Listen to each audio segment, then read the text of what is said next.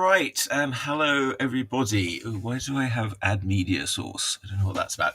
All right, this is a bit weird. Let's try that. Oh no, that's no good. Try another layout. Okay, how about that? All right, okay. All right, good morning. Hello everybody. Oh, it's a little dark here. Let me put some light on. All right, welcome to another edition of Urfspace Live with me, your host, Chuck Whelan. And today we have a very special guest joining us, Mr. Stan Yan. He's an artist and illustrator who I've known for a little while. Well, why didn't I just bring him on right away? Here we go. Oh, what are you doing down there? Hello, Stan. I don't know. Here we go. And of course, we've also got Dale. He is also waiting behind the scenes there. Oh, hello, Dale. All right. You can put or at least we were seeing like the very edge of his face. That's usually for the best. Nice all right, Stan, and you've written a new book called "The Many what is it, of Eugenia Wang? The Many Misfortunes of Eugenia Wang. Many misfortunes. Yes. The Many Misfortunes of Eugenia Wang. Yes. Would you say Eugenia? I might say Eugenia because I'm English. Oh, Eugenia. I don't know. Although I've also heard people pronounce Wang different as well. Wang, I guess doesn't make a difference. It works for one of the jokes in the book, but yes. Well, we'll talk about the book, and we can have a look at that a bit too. And where did we meet? I think. Well, I remember meeting you around 2019. I think at San Diego Comic-Con. I was down there and I was sitting at the National Cartoonist Society booth, and I talked to you then. But I think I already had met you before then. We had met virtually, but we virtually. Maybe I sort of knew you from online. Yes. Yeah. I mean, because I was working on a comic called Subculture. I think that was when it was. It might have been during Revelations. Is that your one that's more? It's more like sort of Love and Rocket style almost. Yeah, well, Julian Yates, who is an amazing illustrator, was drawing it. I was writing it. It's like a okay, you were writing it. Well, I was going to say I only saw a bit of that. I was like, wait, that's totally different. Yeah, but you were. I think at that time I was using some sort of advertising platform to basically kind of trade advertisements with other web comics, and yours was one of them. And I feel like it was something that Kevin Freeman and I discovered because we were doing a geek culture comic at the time, which kind of dovetailed really nice with Pewfell.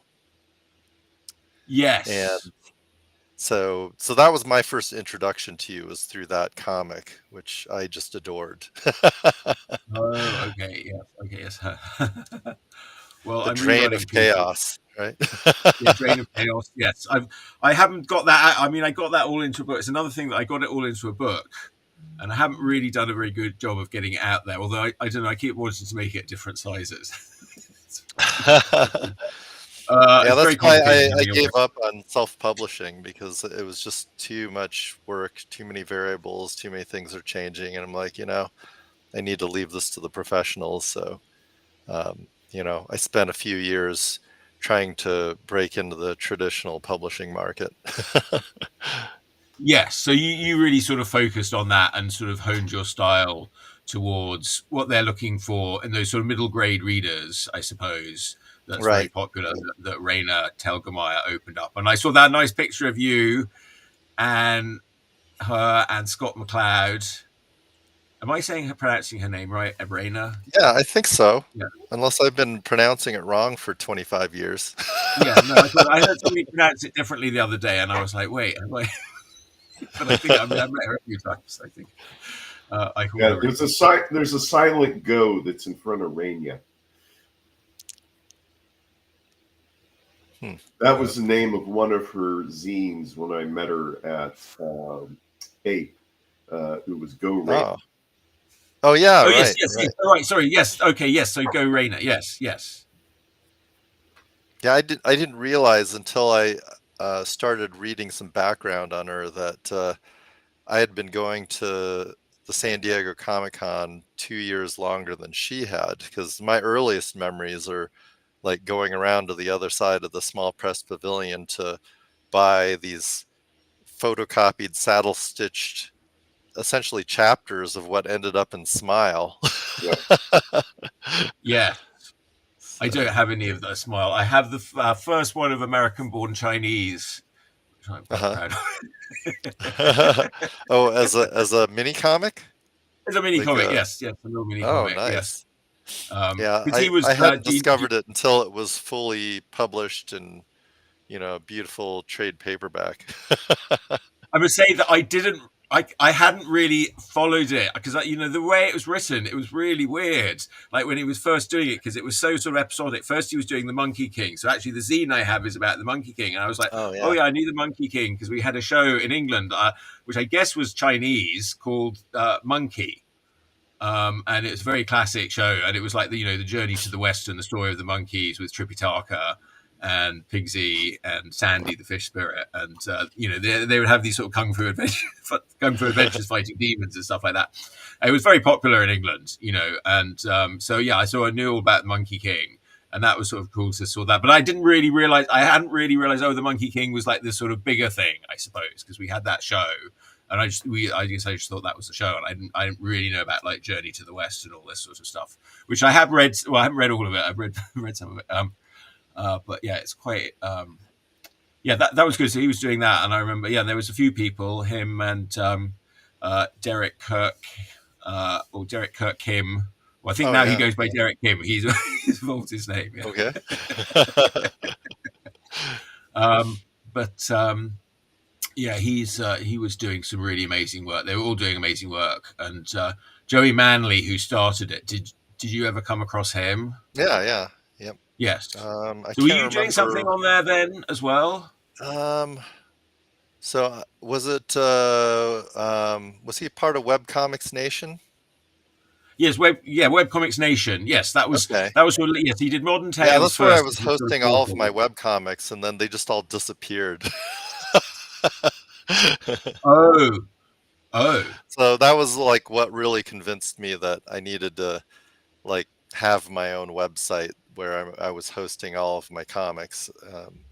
I've had two situations. I mean, the second time was someone else was, or I was hosting it on my comic cooperative's website, the Squidworks, and then the guy oh, that was in Squidwork. charge, Yes. with the guy that was in charge of renewing our domain name, forgot one year, and then I lost all of my webcomics again because someone jumped on the our URL, so we couldn't get it back. Oh my Yeah, goodness. and that was fine. That was around the time where I'm like, you know what, I can't be in charge of this big community, so I Okay, so you were in took charge of over Squidwork. I didn't made really my own realize that. website.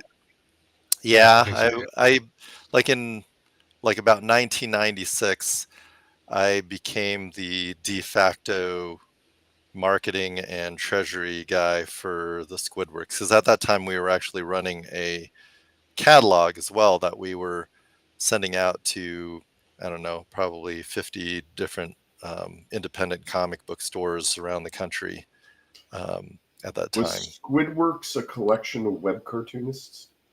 No, no, because we preceded that. So we, I think I pretty much folded up the catalog before any of us started doing web comics. Then what was Squidworks? Well, in its many different incarnations, we actually started in the mid 1980s as a group called Acme Comics, Okay. founded by Tom Motley and Dennis Pimple, and we had, you know, twice a month meetings at Dennis's house. He ran a catalog called Fandom House, which distributed all sorts of different indie comics, but he ended up and then they also did an anthology, and I joined back in 1987 when I was still in high school, and my first long form comic that wasn't a comic strip got published in the very last Acme anthology, Acme 10. And then shortly after Is this that, the Wang? no, it was in retrospect, a very politically incorrect comic called the Accidental Terrorist. Okay. But I mean, think of it in terms of, when Heathers came out, and then after the Columbine shooting, then that's kind of what the Accidental Terrorist was like. So Yes. you're Yes. you're Gen X like I am. Yes. Uh-huh. Okay. Yep. Yes. The whole school shootings thing was, we didn't really. It wasn't really a thing for us. I mean, there's this movie If, a British movie called Malcolm McDowell, where they're at a boarding school. It was kind of a little bit. It was from the 70s, so it was quite a lot like my school. It was kind of quite horrific, almost like a horror movie because of the sort of horrificness of it. And it sort of ends up them up in the roof shooting everybody in the quad. Oh. Chuck, And that movie's probably completely, you can't watch it anymore. But Chuck, yeah, I'm sure that all three of our audience have seen it. What's that? I'm sure all three of our audience have seen the movie It. Well, it depends. If you're talking about my, children's book reading audience, maybe not. Yes, well, if we hit the children's book, we do get a lot of 8-year-olds. This is advanced. This is advanced art class, kids. If your kids watching this, we're advanced class.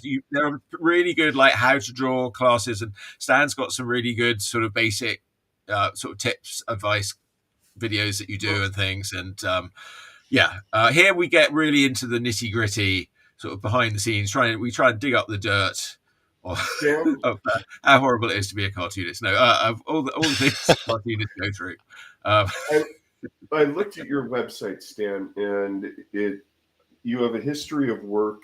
It looks like you've done one panels, you've done strips, you've done graphic novels, you've done children's books, you've done covers for other people, and what I could tell from the look of the history, you said you were drawing cartoons in high school, but then I guess there was a period you were a stockbroker and you were doing one panels about stockbroking. Yeah. I did for 3 years. I did a daily comic called The Tickle Tape, which was aimed towards the topic was supposed to be trading psychology, is what it was. And where was that published? It was published in a newsletter called I don't even remember what it was called now. but it was something for stockbrokers. And it was something for traders, people that were day trading their accounts. Yeah. Okay. Now there was another one there that looked really interesting to me called can't remember if it's Regrets or Retrospect. It's about the cancer survivor. Oh, right. Yeah. It's about my my best friend's battle with cancer. When did that take place in the timeline of your work? It was in 2009. So I actually wrote it. It was a memoir about, me discovering that he'd moved without telling me, him, finding out that after some correspondence that, he had kind of ghosted me, but that was like after he started undergoing cancer treatments or, doing all the medical things around trying to diagnose what was going on with him. So he wasn't on social media and then going out to visit him. So, and it's still something that I haven't officially published yet. I've drawn almost the whole thing. But I didn't really know what to do with it because I approached a bunch of cancer foundations to see if they wanted to, publish or co-publish it as kind of a fundraising mechanism, and I got no's from everyone. So I was thinking about maybe seeing, once I have an opening here to put together a submission package. There is some stuff I need to fix in it because I had some song lyrics in it that needed to be pulled out. So, well, could you walk us through the timeline of the stuff that you have done? Because I see that your most recent one is The Misfortunes of Eugenia Wang, but you also have things like Zombies in the Basement. You have The Wang. You have Vincent Price caricatures. Could you walk us through like your work? What's the earliest, and how did you get to the kids' book? Yeah, so I think it was like right at the end of Acme, I self-published my first comic book, which was when I was in college. It was actually, I did major in accounting, but I took most of my electives in the art department. Okay. And so for my one illustration class that I took, my final project was the first 10 pages of a book that was essentially a superhero parody featuring characters based on my friends in college and their families, called the On-Campus Crusader, which featured a character named Eugene Wangenwonker at the time. Oh, okay. And so Okay. after 3 issues of that, which I worked on while I was a stockbroker, I decided I was going to relaunch it because the superhero thing was just not really what I was interested in. I was more interested in kind of the sick and twisted slice of life stuff and the relationships in his life. So I relaunched it as the Wang and shortened his name to Eugene Wang, which was quickly interpreted to mean that he was Asian. So I'm like, oh, okay, cool. I really hadn't thought of that. And that comes back later in my career here. But then, that's funny. That's how that sometimes happens. Yeah, we find a name and then we sort of like it and we want to use it. I've definitely have character names that sort of come. Which change sex. That's good. I like. I don't know if you ever saw Absolutely Fabulous, the English show, but her husband, he did a character called Eddie Monsoon, and she was Edina Monsoon. You know, his Eddie Monsoon was very outrageous. You know, and they had done an episode that that hadn't been allowed to air when they did it because it was too rude. And then so she sort of brought it back as the sort of the character that she was in that show.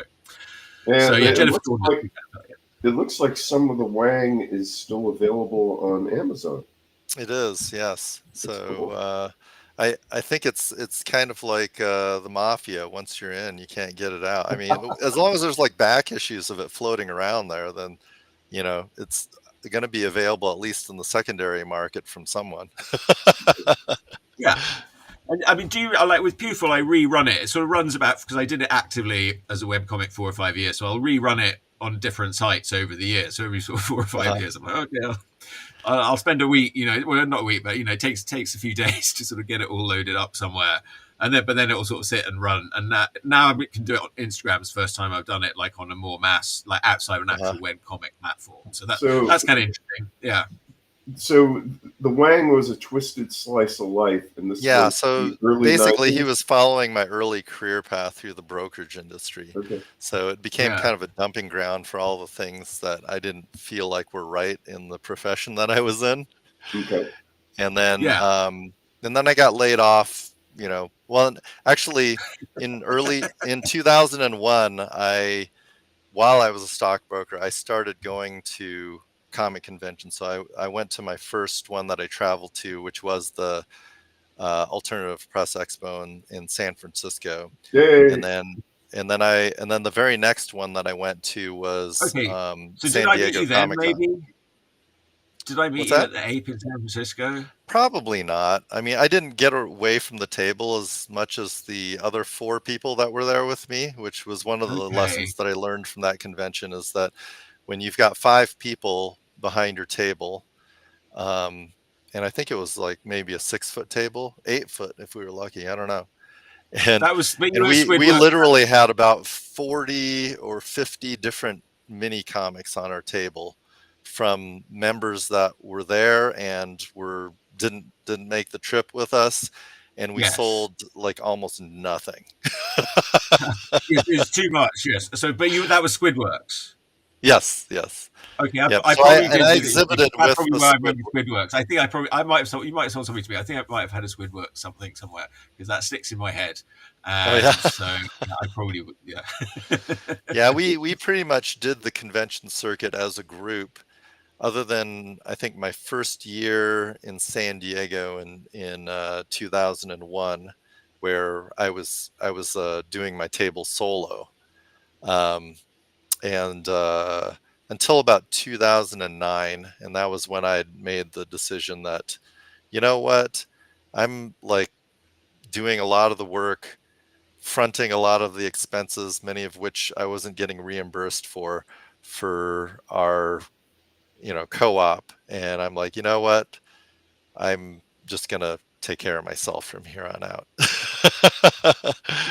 All right, And but it's then nice to have a group of friends to do stuff with. You know, it I helps mean, you I get out learned a of lot. organizing Yeah, it. Yeah, yeah. And I yeah, think like the one great thing about it is you learn a lot about community. So, you don't monopolize the table, and you learn how to cross sell people. So when I had my own table, I was still doing that with other people at other tables. I'm like, oh, you're not into this, but you got to check out so and so's table because they're doing science fiction, blah blah blah. yeah, yeah. Yeah, well, that So was it And was really nice being part of the whole Modern Tales thing and that sort of collective that Joey put together. And yeah, he was a great guy, and I know I had a somewhat personal connection in that the company that he'd worked for, where he'd made some money, was being run by this guy from England, or like he was a sort of friend of a friend. I vaguely knew him, and I don't know. He was it was called streamingmedia.com in the first .com boom, and they sort of were going to do streaming media. I don't know if they really did, but they sold out at the peak for about 10 million. I oh, know that. Well, I know the British guy. Yeah, he pocketed about 10 million. Him, and he was with like a South African guy, and yeah, they hey, both. Charles, if you're listening in the background, Charles is our producer. Could you replace my camera with the screen share that I'm doing, because I'm on Stan's website. Well, I'll do As it we because talk yeah, about Charles isn't his here work, today. okay, Oh, if you minimize that, yeah. I can show while Yeah. we're talking about these images. Oh. I can show them on the website. So Okay. we were talking about the Wang. What did you do after the Wang and you were laid off? Ooh, okay, let's do okay. that way. Yeah. So yeah, I had to like figure out how to make money at these conventions because I wasn't really concerned with it first and foremost at that time. And so what I ended up doing was this is when zombie caricatures started. So I was at a fantasy art festival, and one of my friends was a caricature artist at an amusement park. So he decided he was going to set up an easel because we had a lot of space at this particular convention because they just put us out in the hallway so we could spread out.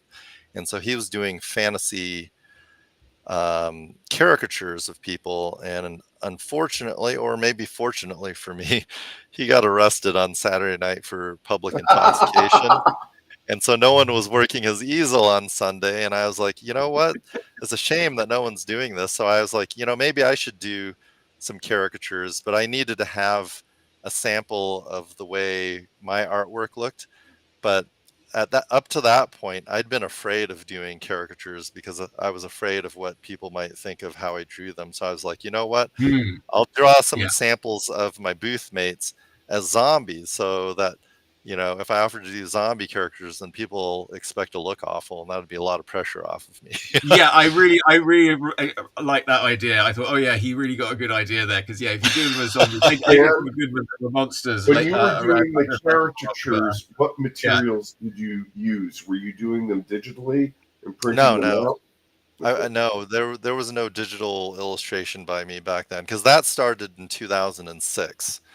Okay. And so I was at that time I was working with Pentel pocket brushes, Okay.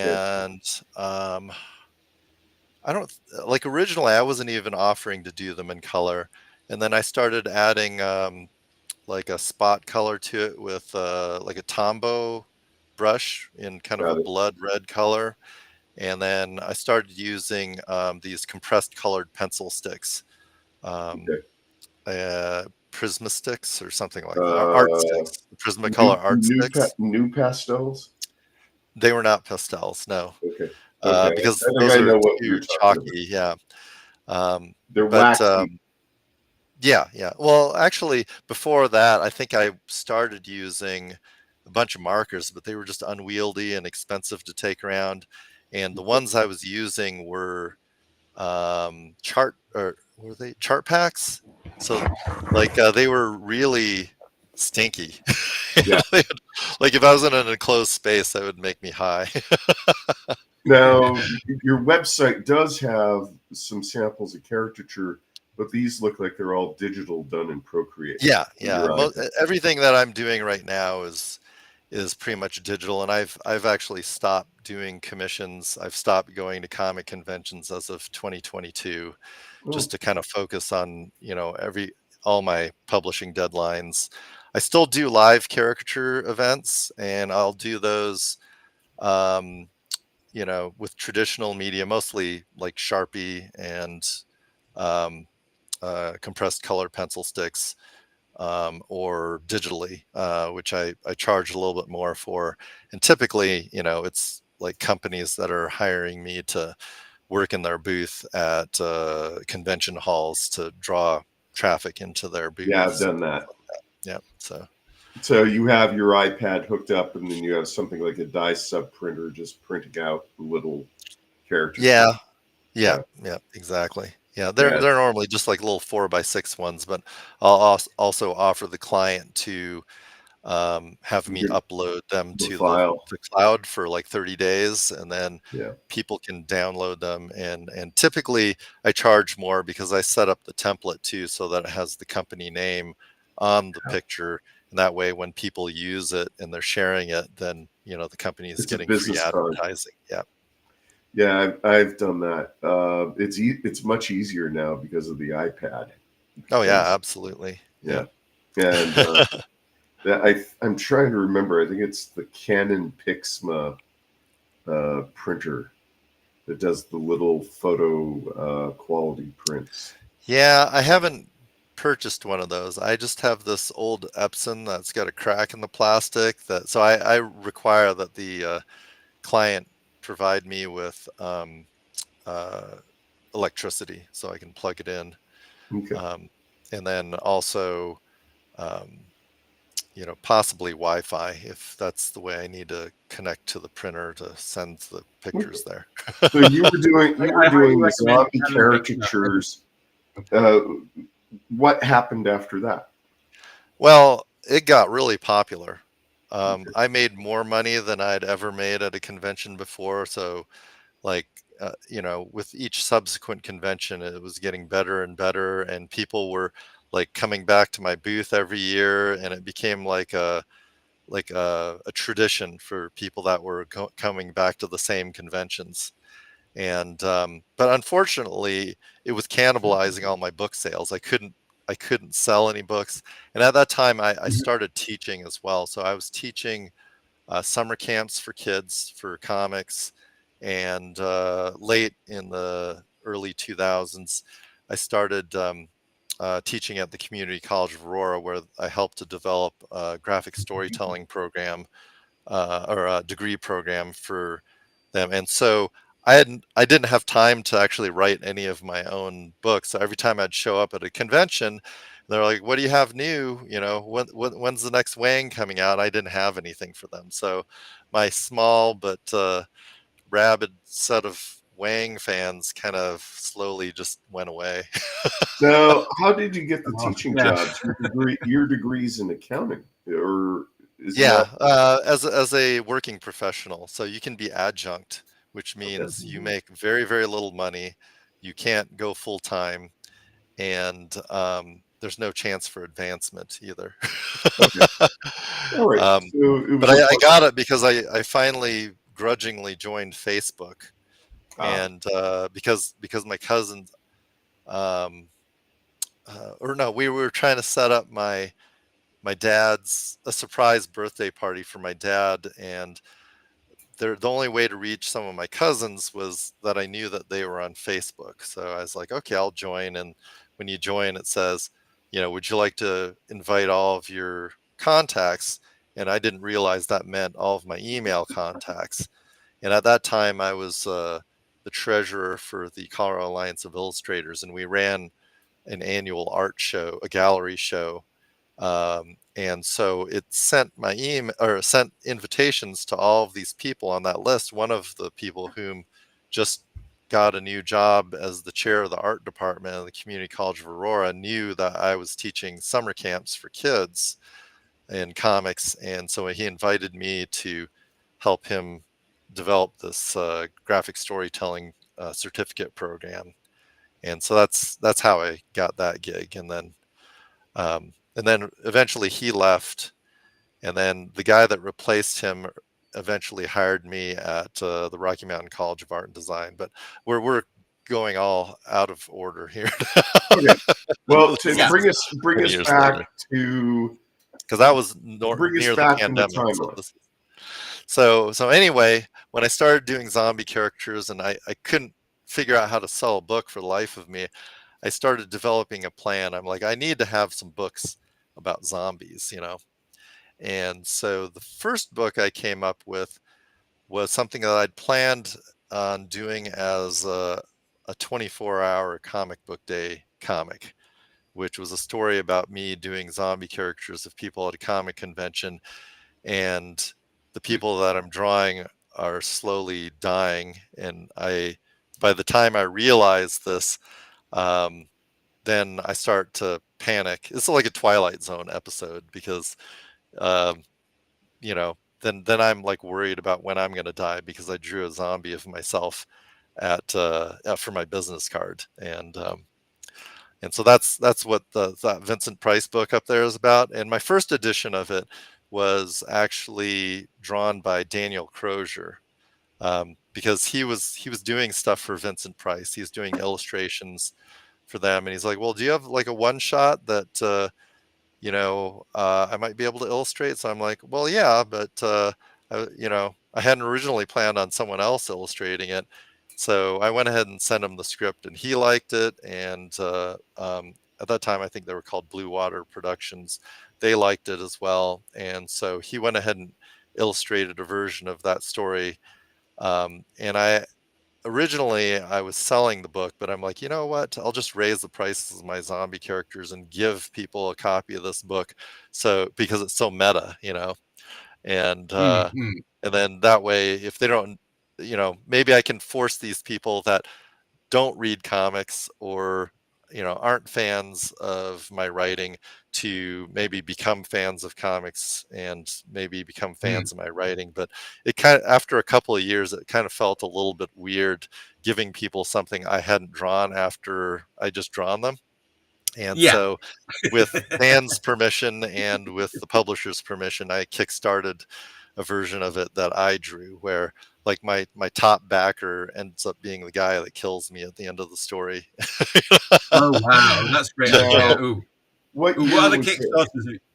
Well, so this was in I think it was early 2016 is when this was happening.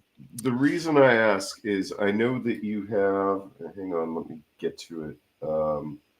You have a YouTube channel, and a very poorly updated YouTube channel. Right, yes. But you do talk about. I'm going to be right back. I just realized I don't have my proper microphone here. I'm just going to go grab my proper microphone. I'll be back. Okay. Oh, gee, you have to go to the other room to find something? What are the odds?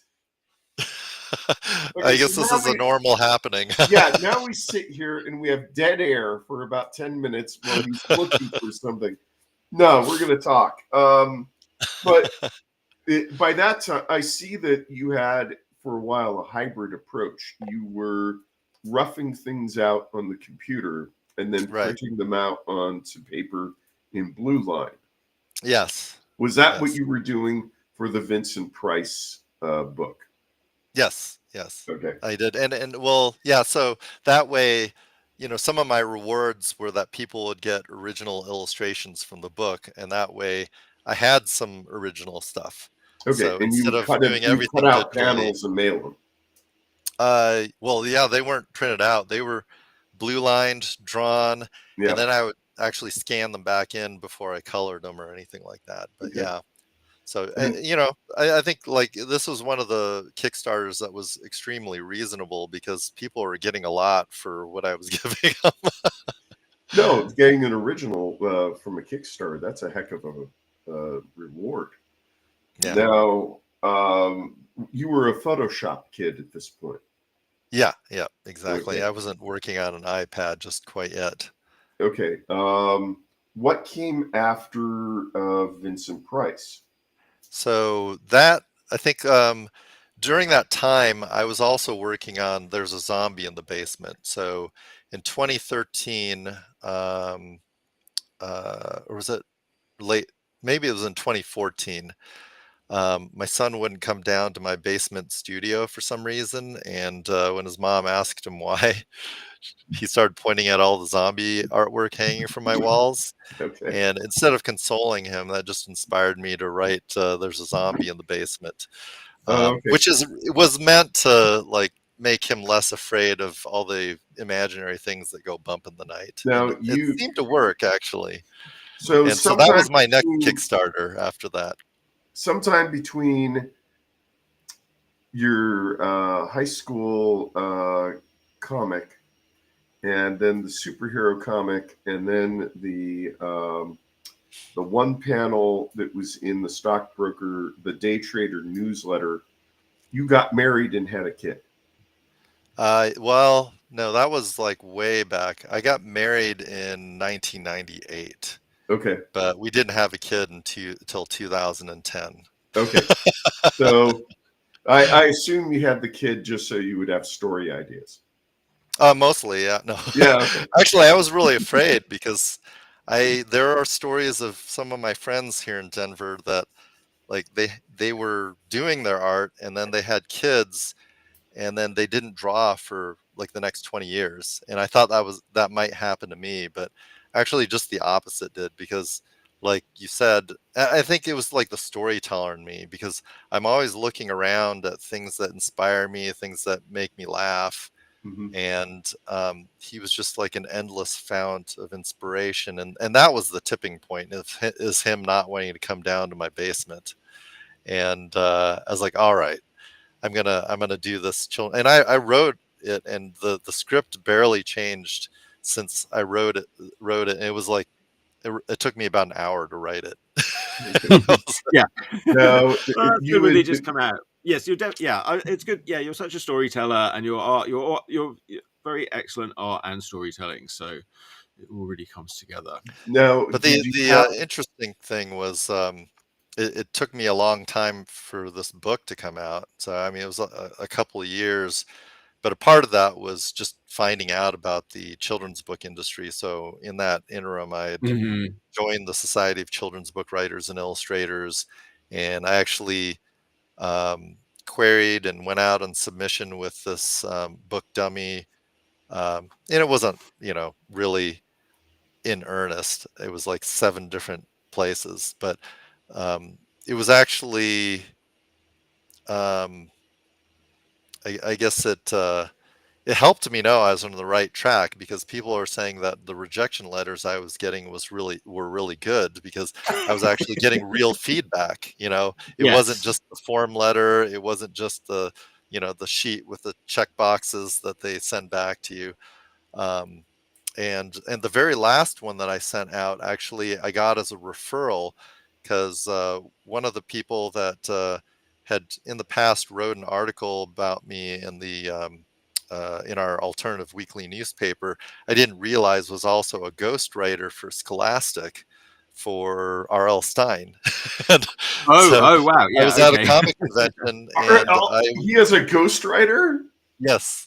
Oh my God. And so he is a ghost. It's actually opposite. He's a ghost, and he needs a human writer to write the story for him.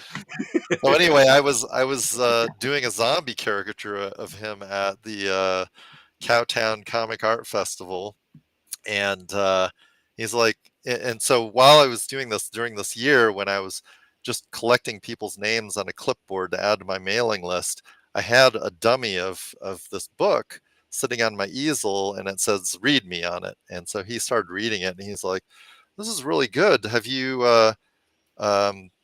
submitted this to Scholastic?" And I was like, "No, but unfortunately, they don't take unsolicited submissions, and I'm not agented yet." So, and he's like, "You know what? Just between you and me, I can, take this to my editor because I'm, working for Scholastic." And I'm like, "Oh yeah, Cool. sure." And so that was Well, in the also end, though, that's vindication how that, it is, isn't it? It's the connection Good and to the person network, that you met kids. from going yeah. out and doing things that helps I mean, they you still said along the no. way. They were the last no, but by then people were that were on my mailing list were badgering me about, "Is this book out yet? Is this book out yet?" So I'm like, you know what? Just send me my last rejection letter because I know I can fund this on crowdfunding platforms. Well, yes. Okay. So, yes. I mean, so the Society of Children's Book Writers and Illustrators, that's a very good way to go. I think that's sort of like really the main pathway into children's book authorship these days. I Well, think because they I don't, mean, well, I think because there's a that lot way of different leads you ways. into the world of But they agents gave me a and roadmap, and yes. they kind of consolidated all of the knowledge base, which was very different than anything that I experienced, all those decades in the comic book industry, because it seemed like everyone that you talk to that I'm like, they're drawing for Marvel or DC or whatever, they got in a way that no one expects. It was rarely ever through the lottery to get your portfolio looked at No, yeah, Comic-Con. there's a huge crowd of people that are sort of there with you, but But and then once they tell you you have how to they sort of got go, you in, have it to was learn just the because game. they hadn't Yeah. closed up that avenue, and then the next thing you know, they're not letting people, get to them that Yeah. same way. Yeah, no, in Stan, the end, you just, you get good enough, you talk to the right people, you meet the right people, you hone your skills, and then you're in the right place eventually, I Right. think. So, I mean, that certainly Whereas seems to there's like a what you seem to very have done. explicit process in the trade publishing industry. First you Yeah. get your agent, and then so you got to query agents, and and then they get your foot in the door with the trade publishers and whatnot. And but there's all actually things that I didn't know that ever existed, like advances and royalties and things like that. I'm like, wow, The you, royalties you still can exist. actually I thought have they all went money in out your with the pocket. dinosaurs. Stan, did you I think the find it corporate world difficult I'm to finding is really not very interested in paying anybody any royalties. Okay, the other thing Stan, I did want to you ask you about while we're on the subject slightly is Kickstarters. I've got a Kickstarter myself. I'm planning to launch any minute. And so, what are your top Kickstarter do's and don'ts that you've learned over the years? Oh, hold on. Dale, the question here. What was it, Oh, Dale? Okay, remember the rules, Chuck. When I go like this, it's my all turn right, to Dale. ask I've the got to question. be allowed to ask one question on the whole show. You've asked quite a few questions. Was it That's difficult because you went to get something. was it difficult to translate from comics to doing children's books? Did you already have that style? Did you already know how to write like that? I did not. Yeah, so those were all things that I needed to learn. How did And you learn and them? like a lot of the feedback I got on There's a Zombie in the Basement was that my stuff was too much like comics for picture books. That's not really what the market was looking for picture Yes, books. that's a golden sort of. There's a sort of golden bright line there that they don't like. You like a sort of outline cartoon comic-y is not really the same as children's Yeah. book illustration. Well, Children's books at are least at this basically no point, outlines as the children's book. right now, that's what it is. And there's always Yeah, exceptions to the rule, yeah. but There's always it's a exceptions to that moving rule, but target that's as a sort of well, rule of because thumb what's hot in the that they market have. continues to evolve. Because back in the days of Dr. Seuss, that was very much like the way that Yeah, comic artists work. yeah. Or Harold and the But Purple Crayon. yeah, so but yeah, writing, that was also tough because I was used to writing for an adult audience.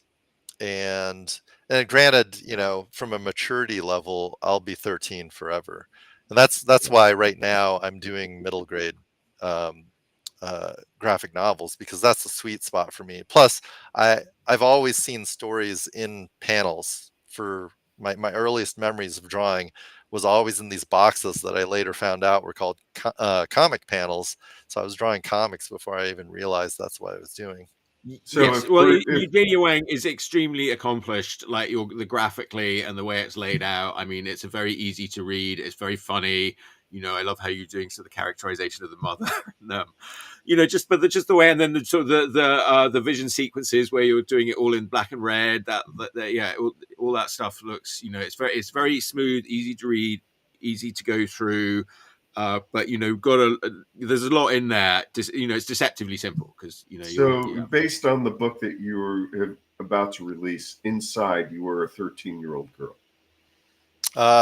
Well, 6 renditions ago, major revisions ago of the story, I was a 13-year-old boy. But somewhere along the way, after like it dropped off, or I got a manuscript review from an editor who at that time was with Chronicle, and she's like, "I love this, but there's too many things going on." I was going to do a major revision anyway, and in the interim, I had been taking "There's a Zombie in the Basement" around to school visits. So I've talked to a lot of librarians, and one thing that kept coming up is they wish there were more scary books for girls. okay. And I'm like, you know what? If I gender swap my main character, maybe this will make my scary book more accessible to, girls that are reading graphic novels. So, Okay, so Zombie in the Basement, you were saying, and Chuck was going to ask, tell us about the funding of it and the publishing of it. You said you Kickstartered it. So yeah, I thought it was going to go swimmingly, but this was the tough thing is I had done the Kickstarter for the Vincent Price book just several months before that, early in 2016, and I hadn't fulfilled it yet, and so Ooh. going back to the well to a lot of the same people that wanted my picture book before I've fulfilled the Vincent Price book was a little bit tough. So I Yeah. actually was about to not fund it, and then some white knight came in at the end and dumped a bunch of money into it. And so I think like the Kickstarter itself wasn't as successful, and I think there was a between that and the fact that the comics community on Kickstarter is way more vibrant and there's more discoverability than there is in the book side of Kickstarter. Oh, okay. I was wondering about that with my latest one, and Yeah. I could probably just squeak it in as comics, but it's more under art book, really. But there's a Yeah, lot of things in art I book. should have actually done this one in the book area. But the good thing about it was, whenever you run a Kickstarter, you have all these solicitors come out of the woodwork and start, saying, "Hey, pay for my service. We'll do this Oh for yeah, you, and then your Kickstarter will go great." And one of those people that watch came out to for me them. was actually a printer, because at that time I was just looking at Chinese printers, and they were based here in the U.S. And so I looked through their website, and they're a hybrid publisher called Mascot Printing, who was specializing in hardcover picture books. And so did a lot of the marketing for you just as a part of you doing printing with them. So it included, getting you up on Amazon, getting your ISBN numbers, doing, all sorts of stuff that made it really easy and turnkey for bookstores to buy my book, on a wholesale basis. And so I'm like, oh, it's going to cost me like $400 more to print with them, but the turnaround will be faster, and they're providing me all this service. It was like totally worth it. And it ended up being the best decision that I made because of all this. I mean, the majority of the book sales for my book is through school visits.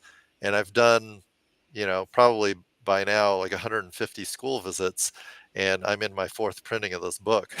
So, Oh wow. yeah. So even though Yeah, the Kickstarter wasn't, great, and I did have to end up coming out of pocket, even though I met my goal, because my goal wasn't to fully fund it. My goal it was just not to put myself in financial hardship by printing it. yeah.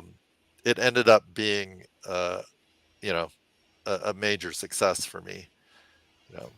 Now, you before this Kickstarter, Now, Yeah. you were teaching in colleges, Yeah. but now because of the book, you were starting to do elementary school visits.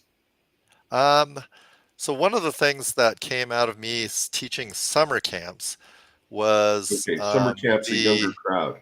yeah. So what they ended up doing was so the summer camps thing came because Tom Motley, the guy I told you was the co-founder of Acme Comics, was teaching summer camps all around town before he decided he was going to uproot his family and move to New York City because he didn't feel like his career was going anywhere. So now he's teaching at um, CVA and Pratt, but he needed someone to. He didn't want to leave all of these summer camps in a lurch, so he trained me how to teach his summer camps, and so I took over all of his summer camps.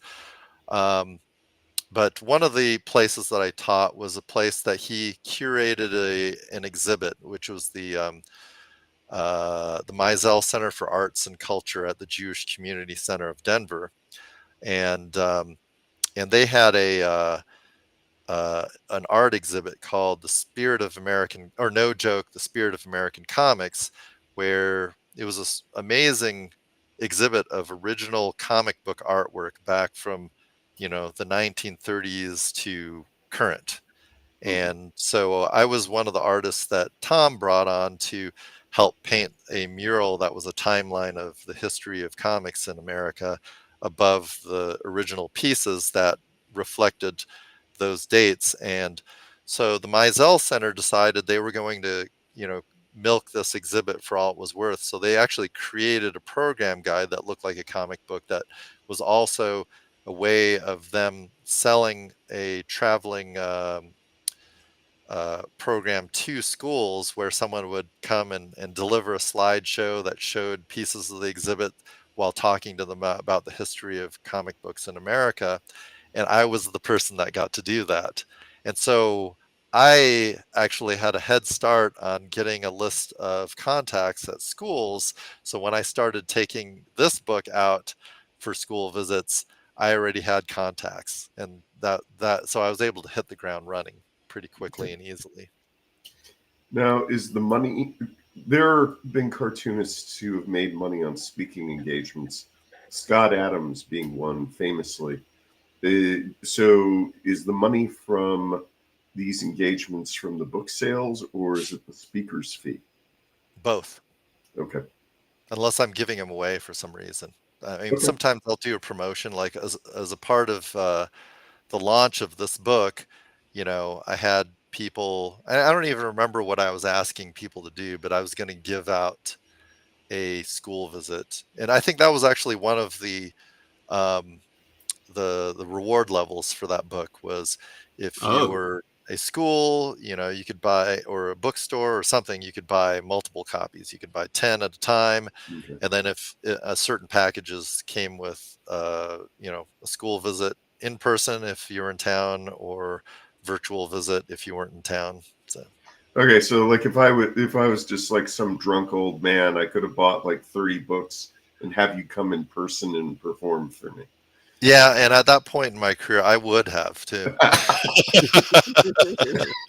Well, yeah, I'm always a bit wary of like Kickstarter rewards that are going to commit me to too much.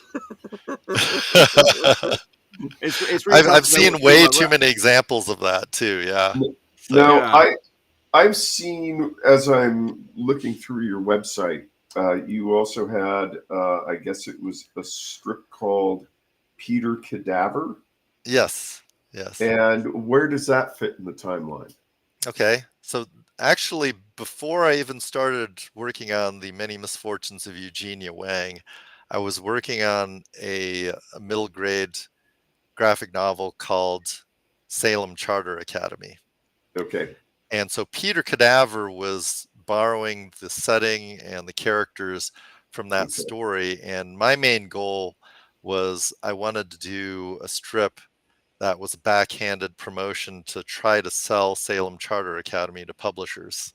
Got it. And so I talked to my agent first, and they thought it was a good idea. And then we actually discovered this online funny pages for kids called the Sunday Haha that was being run by Jen de Oliveira and someone that was actually at my same agency at the time, Mika Song. And so they're like, oh, you should reach out to them and see if they want Peter Cadaver. And I'm like, okay, cool. And they were totally interested. So it ran in the Sunday Haha for a couple of years. And I just been running it on my website and via social media ever since. So. And this predated the monster book. No. It postdated the original script. Oh, there's a zombie in the basement, you mean? Yeah, a zombie in the basement. Oh, no, it postdated it. Yeah, it was after that. It was after. So because a lot of the characters in the Salem Charter Academy universe are characters in There's a Zombie in the Basement. So the main character is Peter's sister, Patty, is the main character in Salem Charter Academy. She is the zombie in the basement in my picture book. Okay. Oh, okay. So there's definitely a Yanni-verse going on then. A little bit. I mean, I've redesigned a lot of them. And in fact, they've gone through like a couple of redesign phases. So like Patty's hair is a different color, it's a different style, and she's taller to reflect her actual age in the story. And then so like the overweight centaur is Principal Scott in the comic strip. So he's the centaur that is the principal of Salem Charter Academy. And you have the conjoined twins there. Yeah, they're the evil twins. Well, that's what everyone else calls them except for themselves. And are they in another book that you're going to do? Unannounced, yes. Yeah. Well, you haven't none of this has been announced. Your website though, like to the yes, with them. Yeah, I love. So they're like design. Mind readers. so the reason that none of the other kids like them is that they're mind readers. And Kat, who's the kind of gothy looking one on the left, is always like verbalizing her dissatisfaction with how everyone's thinking about them. Yeah. Now, Stan, you did the zombie kid book. That was done. You would lay it out in Photoshop and then print it out and ink it on paper.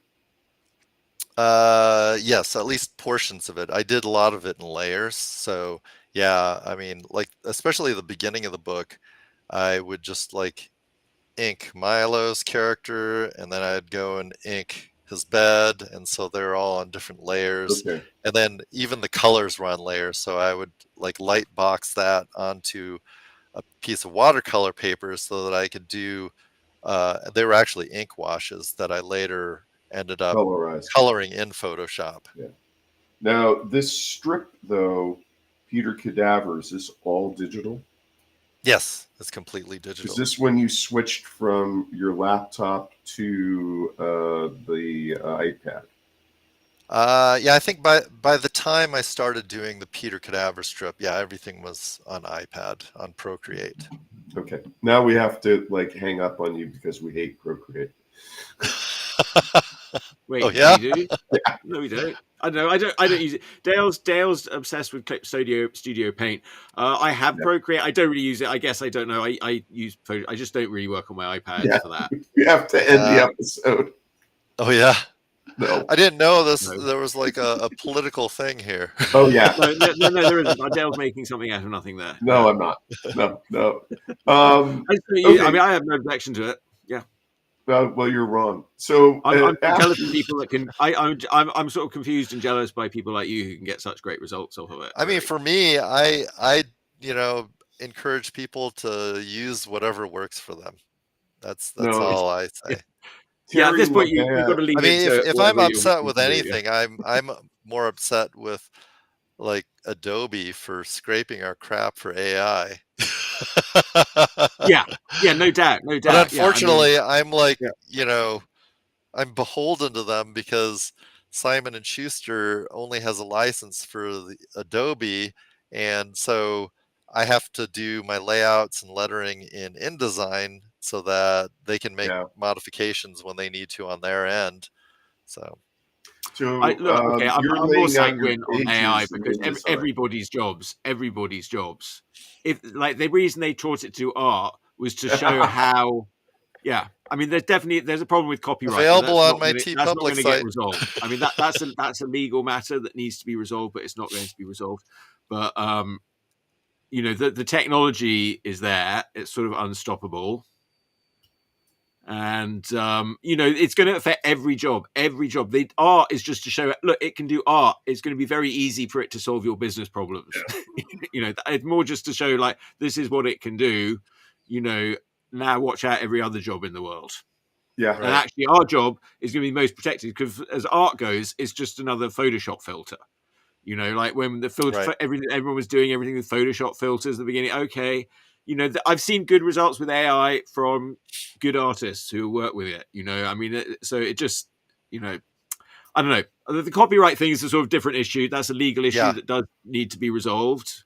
Yeah, and that's why I would encourage be. people to use it as little as possible, because, you know, you're going to get yourself or you're going to get your publisher in trouble, because then they can't copyright stuff because you used AI in some part of the process. Even, you know, I don't really know how far down it's going to go.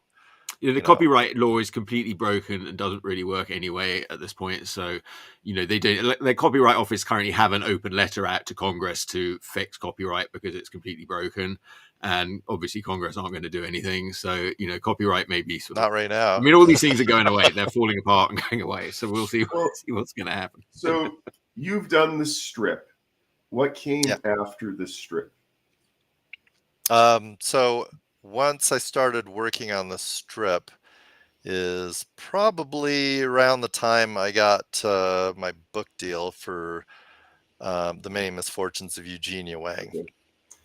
So I'm working on those. I was working on those concurrently. Okay. So go on. Oh, so although I did start writing The Many Misfortunes of Eugenia Wang back in 2016. And at that time, it was a project called Olfactory Memory. Yeah, and you have examples of that on your website. Yeah. I'm still, you know, proud of a lot of the artwork I did for it, but you know, but it's definitely a much better and scarier story now, which was my main goal.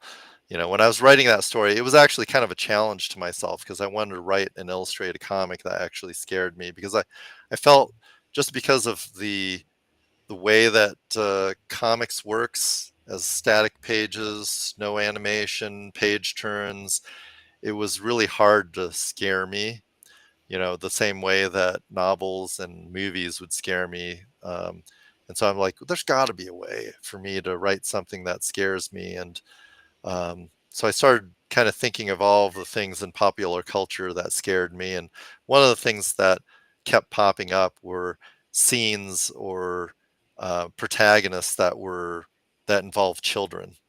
And I'm like, okay, so I need to make the protagonist in my story a child. And as I started writing this, I was like, it kind of accidentally became a children's book. I didn't actually approach it with the intent of making a children's book, but it just kind of became one. Now, do I understand your process for this is you were using Scrivener to write your book? Yep. Okay. I used Scrivener. That way it made it a lot easier to move scenes around and rearrange things if I needed to, because they've kind of got this corkboard thing where, you know, they're essentially folders of your chapters. And so you can move them around if you're like, yeah, this needs to happen before this. And then one of the interesting things is you made your own font for this, and you used a website called Calligrapher. Yeah, Calligrapher, which is spelled like calligrapher without the last E. Yeah. Was that a difficult thing to do? Because not really. It was pretty easy, because you know, you just download their printable templates. I think like the idea was that you would print it out, and then you'd actually handwrite in whatever pen or marker or whatever you wanted to write in their template all of the different letters or symbols or whatever that you wanted. But I actually imported it into Procreate, and so I could use layers, and that way I could kind of tweak them as necessary. Um, and then once you import it, then you can adjust things like the leading and the kerning and the size, And you have the multiple baseline. characters, so it looks organic. It can do. Yeah. So you can do multiple versions of the same letter, and it'll randomize it for you in your font.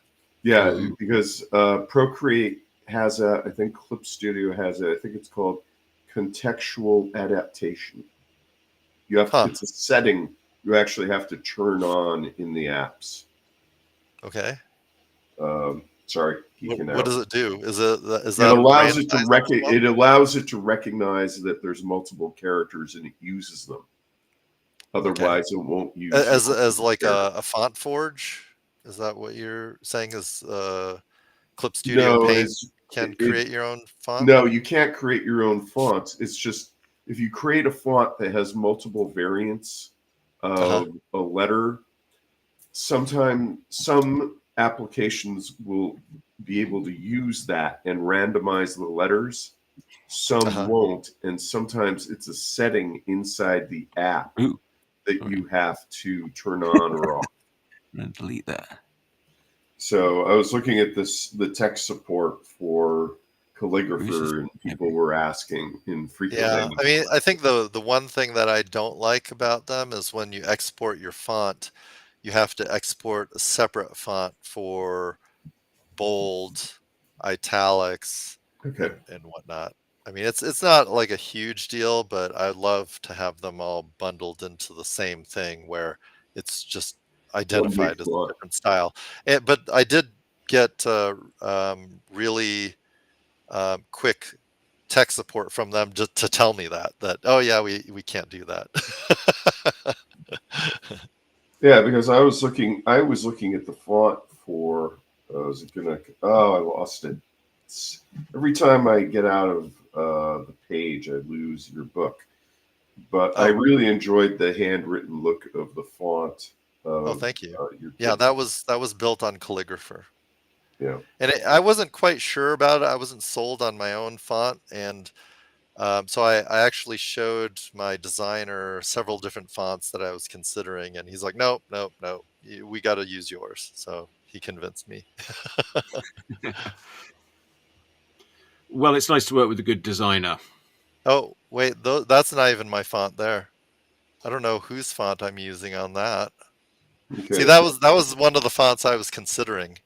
Okay. Yeah, this looks like something. Yeah, it looks like something off of. Well, thanks for bringing that up, because I didn't realize I had to update that part of my portfolio. Oh wow!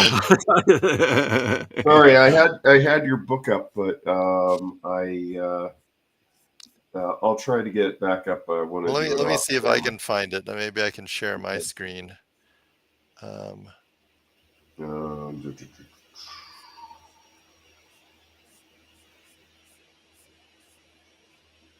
Here we go. Well, here, can I share my screen? Yeah, you should be able to. There should be a share screen icon somewhere on your screen there. Okay.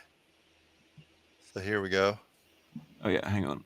Let's see. I can put that one here. Hang on. Let me bring it up. Yeah, your YouTube channel actually covers some of your process. You like organic brushes in Procreate, right? Oh, and I love the ink gags in the art supply store. Like I had a question though. Wait, I have a question on page 1. Like at the top there, you said about your tough love lessons from your mother. I was like, that's a can of worms. So is this your mother in the story? She's loosely based on my mom. Yeah. Okay. Not to say that my mom wasn't ever supportive of my art or anything like that. She was more supportive of your art, your mom. Yeah, than the mom in here. But there's just Yeah. so many stories that I hear from, my Asian cousins or friends, um, that they kind of had to go through this with anything that they wanted to do that wasn't engineer, doctor, lawyer, uh, you know, like being a Con teacher man was crook. frowned upon. Like, you're going to outgrow being a teacher. Oh Now, dear. you drew model sheets of these characters before you Yes. tackled it, right? Oh, yes. Yes, absolutely. I So learned you that had to. lesson when I was working on Subculture because um, David Hedgecock, who was one of the editors there, called me out on it. He's like, "You didn't use a model sheet, did you?" I'm like, "What's a model sheet?" I don't know. I didn't go to art school, so I didn't know anything about No, that at the I don't time. know. Well, tell me about model sheets. You don't know about model sheets either? I sort of vaguely. I don't remember ever being taught about model sheets. So yeah, if you know They're about model basically sheets. like turnarounds. So like Yeah. you can have lineups, and I can show you some that I'm working on for Peter Cadaver right now for the character redesign. So let me stop my sharing real fast, and then I will pull up some. Let's see if I've got these in order. Let me just get out of here. All right. So let's see here.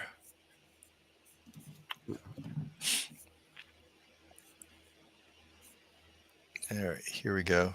There we go. So these are like my model sheets. So these are kind Okay. of my group ones to show like how tall characters are relative to each other, and then each one also has like a turnaround, and that way I kind of have a vague idea of what they look like from most of the different directions. And this gives Hmm. you a color palette as well. Yes, exactly. Okay. I mean, do you physically take these and pop them in as a sort of layout guide? Sometimes, yeah, I do it quite a bit where Yeah. I'll just say, okay, this is exactly the direction they're going to be facing. So let me just plop them in there, and then it Yeah. helps me audit the proportions of the bodies.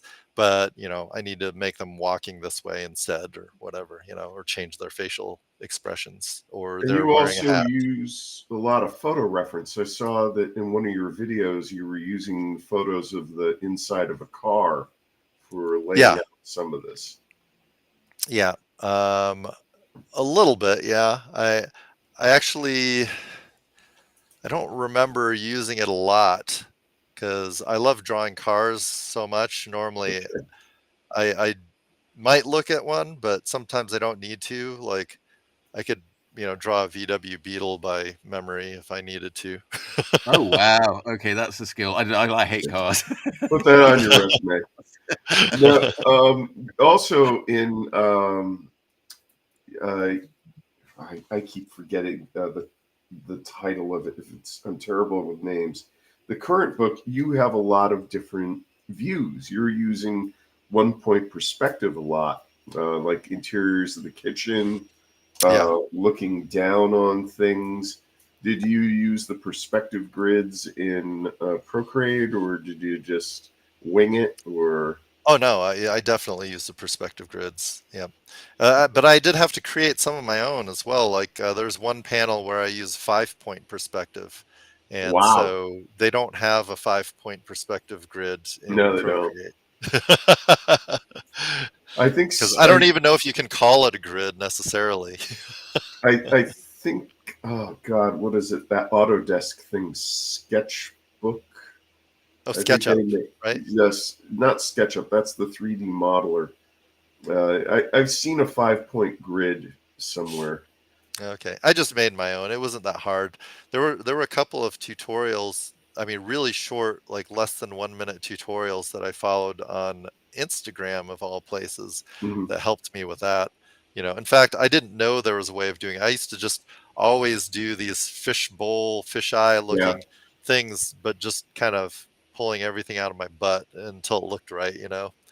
And but then I was like, oh, well, wait a minute, this is doing what I was doing, but without all of the errors that I clearly had in mind. Do you use Nomad on the iPad to lay out perspective? No, I just do everything on Procreate. Okay. Nomad's fun if you haven't tried it. It's Yep, the I haven't 3D heard of it. sculpting. It's Oh, cheap. okay. It's a 3D sculpting app, but you might want to use it just to block out things and then do a screen cap, take it in, and then you have your perspective laid out. Right. Especially if it's something difficult that I'm going to want to reference from different angles. Like for Salem Charter Academy, I've just been kind of spitting out the same view of the school bus that looks like a old-timey hearse. Yeah. And I was like, that, that would be something that I would want to 3D sculpt, and possibly like exteriors of buildings and things like that, where we're going to need to see, all the different sides of the building.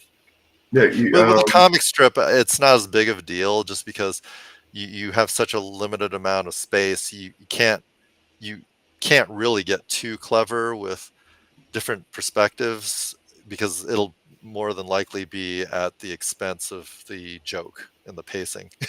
Well, I forget the name of the guy. It's David Peterson, I think, who draws Mouse Guard. He builds all these models out of paper and cardboard. You could probably block something together in Nomad that interests you. Yeah. If I'm willing to do something like that, that I feel like is a good investment of my time. Like if I have to build it with my hands, it's a no-go. I'm not good at actual 3D art physically, Okay. I think my son would be way better at it than me, honestly. But you can get Nomad, and there's also Tinkercad if you just want to use blocked shapes. Oh, okay. Yeah, that might be helpful. Now, where are you with this book? I mean, we saw the PDF of it. I mean, it's coming to print. Yep, it's coming. It's the pub date is September 30th of this year. Okay. So this is one of the first podcasts that I've done where I've talked about this book. So this congratulations! Is a good warm-up one for you, just to sort of paddle in and get get a little flavor of it. But yeah. Well, we're just a friendly show. Normally I'm sort of sitting here doing some drawing or something. We haven't had guests for a while, so it's good to have you on. And I'm going to have a little season of guests. We've got thank you for inviting me. No, we hate guests. Oh yeah. We hate them. No, guys, you're welcome. You're going to be doing. When would I get this? To talk to you all this will lead to speaking engagements as well. Yeah. Good. Yeah, that's what the plan is. I mean, so I've got the picture book, and in my mind's eye, if I'm leaving the house, it's not an efficient use of my time. Once I get back, I don't typically get a whole lot done. So I figure, hey, let's just be at schools all day long if I can. So in my mind's eye, feel like I want to do, like, there's a zombie in the basement for the, K through 3 crowd. And then, for the 4th through 8th graders, I can do the, Many Misfortunes of Eugenia Wang presentation. And so I want to hit all of the K through 8, K through 12 schools and just be there all day long, Yeah. Well, that's a good zone to be in there, really, and that's fun. I mean, yeah, when my son was that age, I would sort of go in the school library and help out and do all this sort of stuff. And I gave some talks and I ran a class there. That was all good stuff. Yeah. No, but I don't know. I don't want to go on tour. No, I've looked at your videos on YouTube, and you've taught before. On your website, you have something called Cuttlefish Academy. Yeah. Where it looks like if I throw $450 at you, you could teach me how to do all this stuff. Yep, that's my. I think that's my graphic novel boot camp, and I think Teachable is still having some issues, so I don't know that it's supposed to be 450. I think it's supposed to be 400. It's like 300, and then it's 300, and then with coaching, right? If you want the hand holding, because you talked about the different levels: minnows, tuna, sharks, and whale sharks. Right. you go through storyboarding, design, process, and it's now. Have you taught this yet, or you're getting people Yeah. to sign up? Or Yep. In fact, I did this with groups of college students out in New York and that this were is not all virtual. artists. Yes. This is all like through Zoom meetings and whatnot. Yeah. I mean, most of the work they did by themselves. Okay. So in this particular case, when I was kind of beta testing this class, I did a group Zoom with them at the beginning of the program, and then just one at the end, so that I could see their progress. But in the interim, they were just getting together and being peer critiques for each other for each step of the process. Okay. So they kind of had a hybrid version of this where it wasn't officially coaching, but um, uh, but in the but in the middle of it, they did it like a self swimmer. Okay. So if I wanted to do a Tijuana Bible with the characters from Zardoz, like Sean Connery, you could walk me through doing that, a 4-pager. Possibly, yeah. Okay. Yeah. I mean, I think that like the project in and of itself, I approach in the same way as when I'm teaching live at colleges. Okay. Is I try as I might to encourage people not to work on anything in my class that they're currently working on. Okay. And then we'll randomly generate essentially characters and plots. So like in my class, I give them 2 panels that are just stick figure, compositions and layouts that have to appear somewhere in your comic. And that way people become less precious about the project they're working about in my class, and then open themselves up to actually all of the learning objectives. Because every time I've taught someone at the college level where they're like insist on working on their epic project as their project for class, they always end up skipping over things that and missing out on learning objectives. Okay. So like, well, see this what that makes it really hard for me to read this. Well, that's because you had to work on your own project and this was like a pre-existing part of your style sheet or whatever, blah blah blah. Yeah. Yeah. No. Yeah, it makes sense. Also, yeah, people's projects are sort of big sprawly things, or they don't, they're sort of, they're all, Or they just don't it's like they're finish, and half-built so houses. they end up getting a bad grade even though they're a great Yeah. artist because they didn't finish. Yeah. Yeah, it's like you already sort of I'm like, the assembled frame of the assignment house, was and it's all is wrong. all you have to do is create 6 pages, but no, you insisted on having to do your 20 pages in this compressed semester, and yeah, of course you didn't get done, and like none of your pages are finished, so how do I grade you on the parts of the process that I'm supposed to grade you on? Are a lot of the students now on iPads with Procreate? Everyone's different. Okay. Everyone's different. And so I don't try to teach to the platform. I try to teach to the, learning objectives. Okay. And how long? I mean, it does help me like give feedback if someone's working with, something where you've got layers like Photoshop, because then I can at least walk you through, okay, this is, where you probably want to add a layer that has this kind of filter on it or something like that, That was another thing I saw a lot in the current book is even though you're working digitally, you're importing a lot of textures in to give. They're not just flat colors. Oh, in Zombie in the Basement, yeah. And also the current book.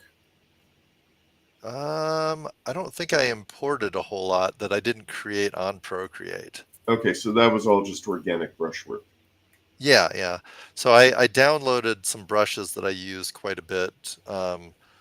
MaxPax watercolor. Okay. And so for the line work, I use the toothy liner to make it look like there's textured paper. Yep. And like a nib type pen. But the fills are almost all like the default gouache brush on Procreate. Okay. Like no matter what I downloaded, I always ended up going back to that for some reason. I just liked it because it was flat and textural at the same time. Did you find yourself influenced a lot by Mary Blair, who did the backgrounds for the Disney stuff? Because I saw your caricatures, they were mostly lineless. Oh, no. I Okay. can't say that I was. I mean, I don't recognize the name, but Okay. I am very highly influenced by postmodernism. So Okay. if that was the era in which he was doing work for them, then maybe. Okay. Um, So, but I've always loved, like old like Roadrunner backgrounds and okay. the Jetsons and Yeah, all you're Gen X. stuff like that. Yeah. Um, wow. So you teach kids through appearances, Through and adult. you now Yeah. have an avenue for adults. Yeah. Yeah. Okay. And we kind of created that just because it felt like a lot of people racking up hundreds of thousands of dollars of student Yeah. debt trying to break into an industry where you're probably going to have to work retail or food service while you get your portfolio up and work on your stories is like a really bad investment, Yeah. investment versus return. So Yeah. or like, if you're like me and I didn't even go to art school and Oh, you didn't either? and you're Okay, I didn't either. Yeah. and you're just really obsessed about what you do and you're passionate about, you'll figure out how to learn these things, and so the trickier part of it is how do you level up so that you can get signed by an agent, how so that you can get a book deal.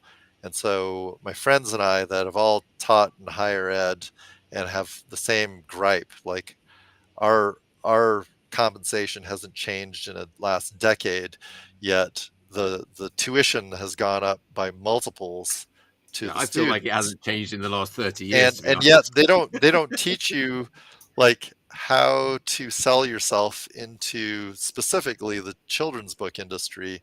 And so that was actually what we built the Cuttlefish Academy around, Mm. is we want to take people that are serious about their craft. We're not going to teach you about anatomy. We're not going to teach you about perspective. You can learn that for free out there on YouTube, all of these things. What we want to teach you is, how do you make a portfolio that will help you level up so that you can attract the eye of an agent? How can you put together a book dummy or script something out with, a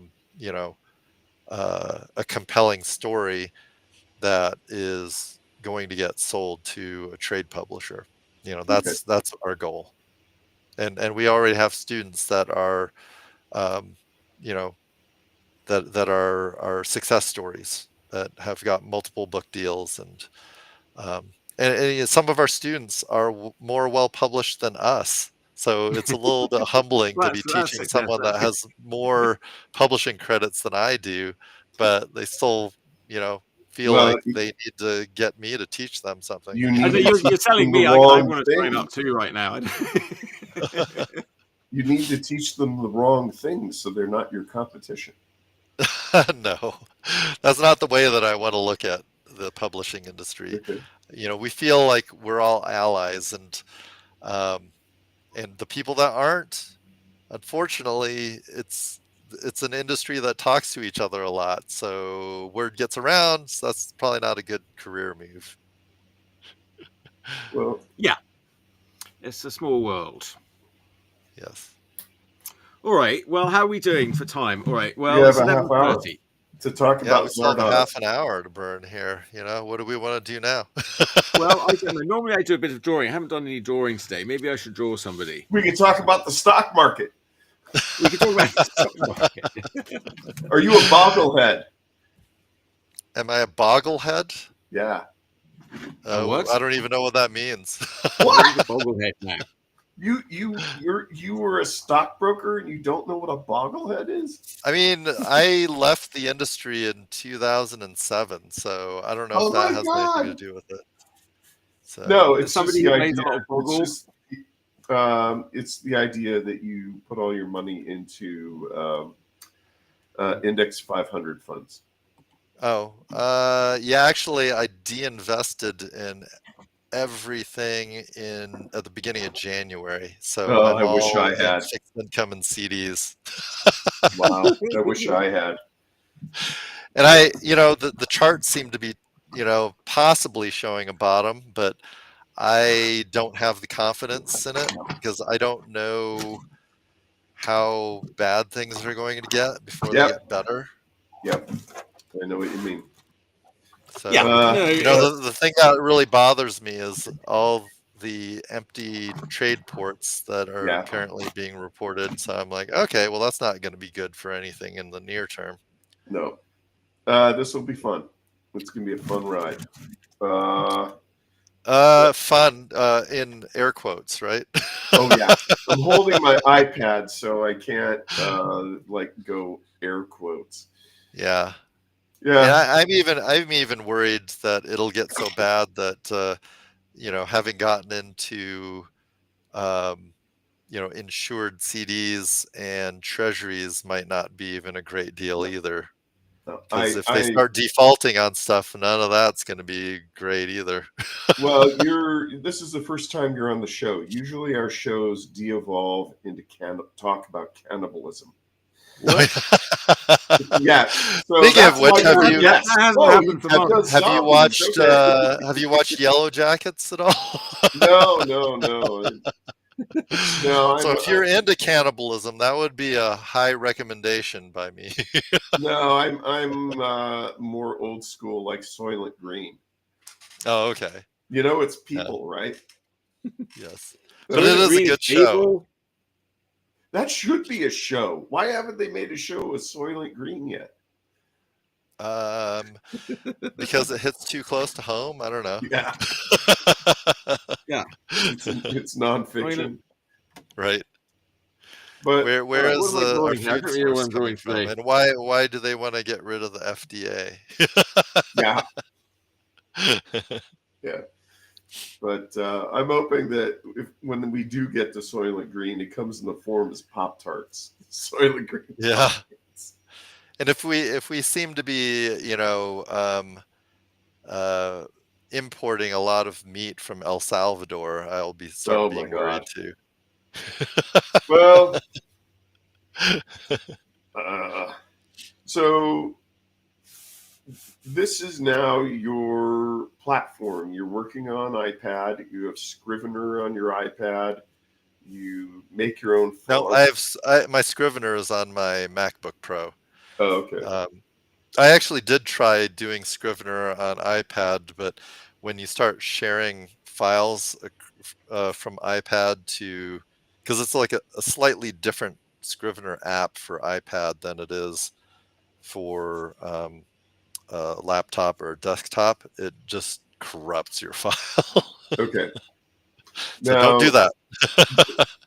you just cut and paste the dialogue in from Scrivener into Procreate, and then just Yeah, change the font. I actually export it to a PDF first, Okay. or to like a Word file, and then I cut and paste. Even like the PDF has some oddities, like it's at the end of lines where there really is no carriage return. It's giving you a carriage return sometimes. Okay. So there's some oddball things that happen.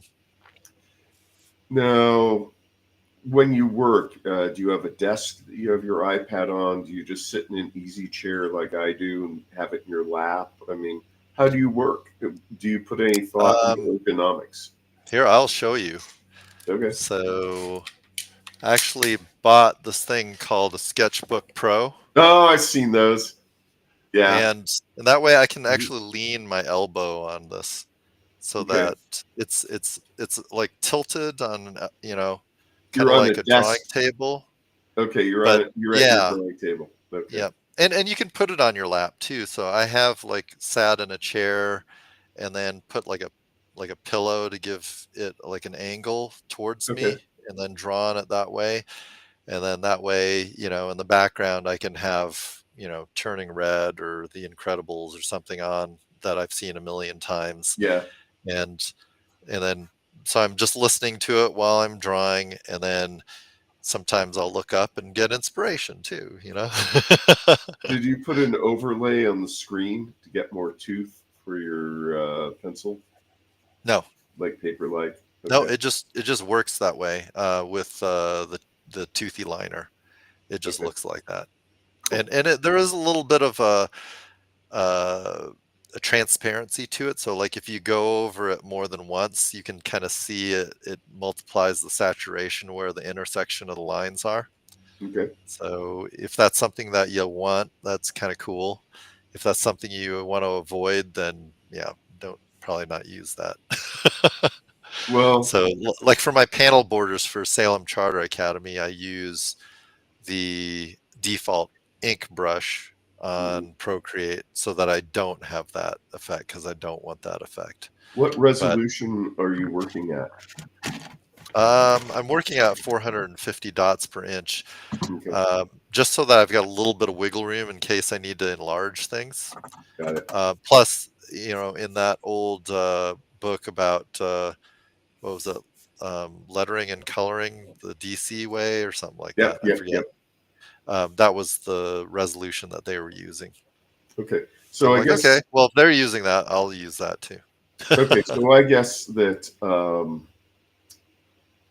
uh, Procreate doesn't have vector layers like Clip Studio Paint does. It's all raster.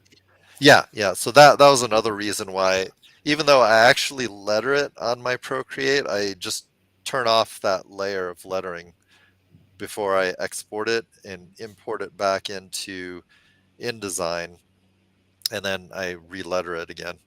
Okay. That way, it's then vector again. Okay. Now, did I see you're wearing a drawing glove? Yeah, it's a palm cancellation glove. Oh, So okay. that sometimes, for whatever reason, when you're drawing on the iPad, it registers a part of your palm as like a two-finger touch, Yeah. which means undo.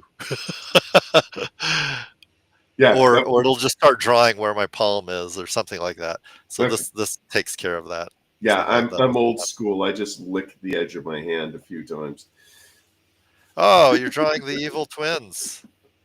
Yes, the evil twins. I love the evil twins. That's a great character design. Now, what cartoonists did you grow up? Like you're Gen X. Were you a Mad reader? Yeah, I mean, honestly, my sister was more of a Mad reader. I had a really short attention span, so it was like Mad magazine to me. I loved, but it was like shoving tons of candy in my mouth using a fire hose. Okay. So it was hard for me to sit there like my sister and read the whole thing cover to cover in one sitting. It took Well, me multiple sittings but for me, it was comic strips that okay. were my main influence, Beetle Like, Bailey, Wizard of Id, oh, I love eventually Wizard. Garfield, and then of course we all discovered Calvin and Hobbes, and then Yeah. that became my holy grail of comics there. Really? What about But yeah. Peanuts? Bloom County. I I didn't get the Rocky Mountain News, so those weren't comics that I read. Wow. I got the Denver Post, and we got Garfield and Beetle Bailey, You didn't have Peanuts? Gwen. Wow. Yeah, yep.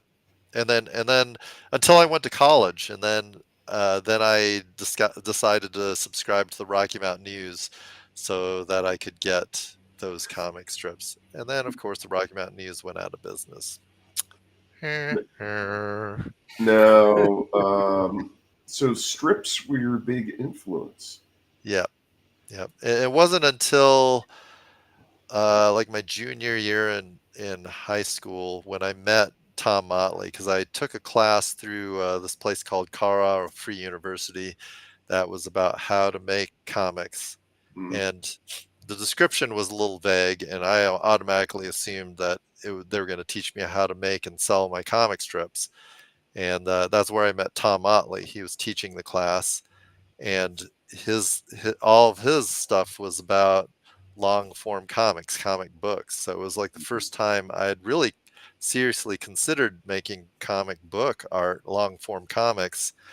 And so I took the story. It was The Accidental Terrorist, which was a project for my creative writing class. And so I started doing that, drawing that story as my project for the class. And it was eye-opening. I'm like, wow, I don't have to have the funny things happen within 3 or 4 panels, and there's just so much freedom to it. And so that and it introduced me to like all the different types of comic media. So that was when I started trying to draw with brushes and nibs and with adhesive screen tones. Yes. Zipatone. Yep, Zipatone with the X-Acto knife. Yep. And, did you ever go to the ER with an X-Acto knife accident? No, and although I came close before I ever started this, where I was rummaging through our junk drawer, and for some reason my parents had put a open package of box knives back there, and I totally had this cut in my finger that wouldn't stop bleeding. No, that was close. That was close. The thing is, yeah, you didn't go to art school. That's like that's a rite of passage in art school, is going to the ER because of going to the ER. Yeah. Not so much with cartoonists, airbrush artists. When you're cutting a lot of frisket, yeah, you go to the ER. Chuck, you're like doing this freehand without any pre-planning. I am impressed. Well, I did a little pencil on to draw that, just to. Did you? Okay, I can't tell. Yeah, if there's any character that I need to draw a pre-drawing for, it is that character. I cannot get away without doing a pre-drawing for that character. Yeah, after the show, if you go on eBay, Chuck will be selling your originals. Well, and the challenging thing about that character is like within the process of storytelling, you see they share that middle eye. And so I sort of realized that decision as to which, they're a little far apart, but which of the twins is going to wrest control of that eye and the expression for that eye. Like so Cat always has like these dark circles around her eyes, but that middle eye only has a dark circle when Cat wrests control of it away from Tam. Okay. Did you read any Undergrounds? Because this. Oh yeah, that was like really a little dark. Yeah, like my early introduction to so like the first 2 graphic novels I ever read in 8th grade were Frank Miller's Dark Knight and Mouse, which I borrowed from my best friend that I did that cancer comic about. Regret. I borrowed the books from him. Oh, and so the next, but I didn't routinely read comics because like most of the comics I was aware of and that I'd gotten growing up were these superhero comics, and I never got issue 1, and there wasn't enough story for my attention span to like go and figure out, well, how do I even get issue 1 or to follow it to issue 3 or whatever. And so it just wasn't like written for me. And so when I got more involved in Acme Comics, and a lot of them were reading stuff like R. Crumb and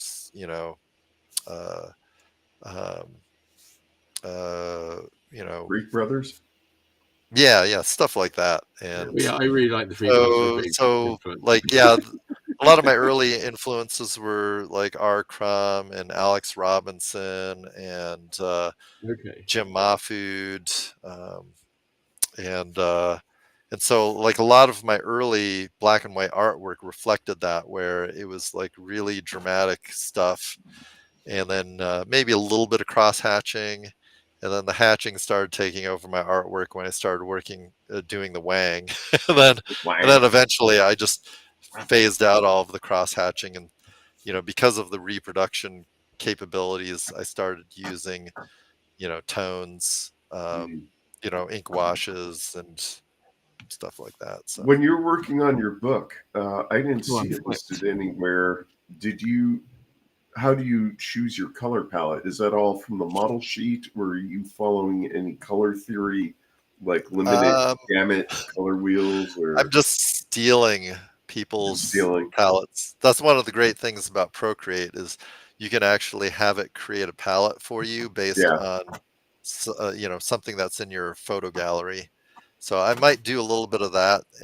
Actually, when I did the Many Misfortunes of Eugenia Wang, I ended up looking, just doing a search for Chinese palettes and trying to find things that I could use in different parts of the story, and what I tried to do is I tried to change palettes with different rooms in the house or different settings, but also with different things, like if she's in a dream at night, or if she's having one of these scary visions, they'll all have different palettes. And those were pretty easy because I just stuck with a monochromatic palette for the visions, monochromatic red, or on the flip side, if it was a night scene where she's trying to sneak around the house, then it was monochromatic blue. Now, one thing is, you wrote in, I think it was one of your YouTube videos, you were talking, how do you represent the Chinese language in this book? Because the mother uses Chinese words, and you chose to write them not as Chinese characters, but as their English equivalent, and you had to look those up. Right. It wasn't really the English equivalent. Like, there's an official phonetic way of spelling different languages, So for Cantonese, it's something called Jutping. Okay.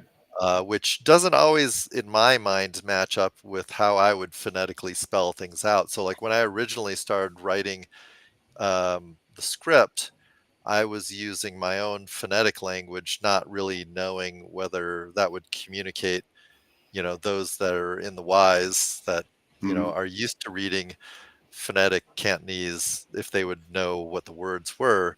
And then I found out, well, hey, there is an actual, formal and official, phonetic English spelling of these words. And so that made it a little bit tougher because I really don't read Chinese, and I don't really have conversational knowledge of it. I just remember, household conversations with my family, and that was what I was basing everything on. And so for me to, like, go and try to find the word was difficult because there may be like 10 different words for an English word in Chinese, and they all have different connotations or contexts and things. So how do I pick the right one? It was tough. So one of the editors at Simon and Schuster was my Chinese language editor. So we'd have arguments about what was the right word. Yeah, I mean, there are not that many words in the book, but you put a lot of effort into. I did. It was not easy, but that was also what got me curious about looking how everyone else did it, and that's why I started this series of videos. So I've got about 6 of those now about how people did different languages in their books, and everyone handled it completely differently, and it's fascinating to me. Now, Chuck and we've talked to other cartoonists. Because of the sheer number of pages, you went the route of creating your own font and with variations. So it does look like it's hand lettered. If you were given the time, would you have preferred to hand letter it, or no? You want to go with a font? Okay. I mean, from an aesthetic standpoint, probably, but from a Efficiency. logistic standpoint, Yeah. absolutely not, because Okay. you can, like, if they needed me to change the name of a character all the way through, you can do that in Wow. 5 minutes. Okay. Whereas, if I had to do that manually, then how much light boxing or photoshopping or whatever I have to Yeah. do, and how many instances am I going to miss? Yeah. Yeah. Because if you're hand lettering you may not have the search capabilities that you do with InDesign, Okay. Now, or even I with PDF. noticed that the best friend of the main character, she lives in a family with 2 dads. Yeah. Now, was that you, the publisher? I mean, how did that come about? Oh, that was me. That was you. Cool. That was me. I'm just, when I want to write stories, I want to make sure to represent society as a whole. Well, I love the fact that he was a psychic. One of the dads was a psychic who had a web show where he's playing the accordion. Right. He's not just a scientist.